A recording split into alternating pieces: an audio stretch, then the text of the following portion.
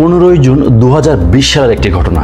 Bharat China সীমান্তে লাদাখ গালওয়ান কৌশলগতভাবে একটি গুরুত্বপূর্ণ এলাকা। 15,000 ফুট উচ্চতায় ভারতীয় এবং চীনা সেনারা মুখোমুখি হয়েছিল এক রক্তক্ষয়ী সংঘর্ষে। পূর্বের চুক্তির কারণে কোনো বন্দুক ব্যবহার করা হয়নি। লড়াই হয়েছিল লাঠি, পাথর আর হাতাহাতি। ইতিহাসের এক বিরল যুদ্ধ, যেখানে কোনো গুলি চলে না, তবুও হাতাহাতি লড়াইয়ের এই নৃশংস সংঘর্ষে প্রাণ হারান কমপক্ষে 20 জন ভারতীয় এবং 4 জন চায়না সেনা। লাঠি, পাথর আর দৃঢ় সাহসের এই সংঘর্ষে ভারতকে নেতৃত্ব দেন কর্নেল বি সন্তোষ বাবু। আর এই অসাধারণ বীরত্বের গল্প বড় পর্দায় আনছেন বলিউডের সুপারস্টার সালমান খান। আর মুভির নাম ব্যাটল অফ গালওয়ান। সম্প্রতি সোশ্যাল মিডিয়াতে সালমান খান এই মুভির মোশন পোস্টার রিলিজ করে। রক্তমাখা মুখ আর চোখে দেশপ্রেমের আগুন। পোস্টারে সালমান খানকে দেখা যায় এক ইন্টেন্স লুকে। মুভিতে সালমান সন্তোষ বাবুর চরিত্রে অভিনয় করবেন। এই ছবির শুটিং শুরু হবে জুলাইতে লাদাখেই, আর মুক্তির সম্ভাবনা 2026 সালে। আর পরিচালনা থাকবেন অপূর্ব লাখিয়া, যিনি শুট আউট এক লোখানওয়ালা মুভির জন্য বিখ্যাত। এখন দেখার বিষয় এই যে এই মুভির মাধ্যমে সালমান খান কি সিকান্দারের ব্যর্থতা কাটিয়ে উঠে ভক্তদের হৃদয় জয় করবেন কি না।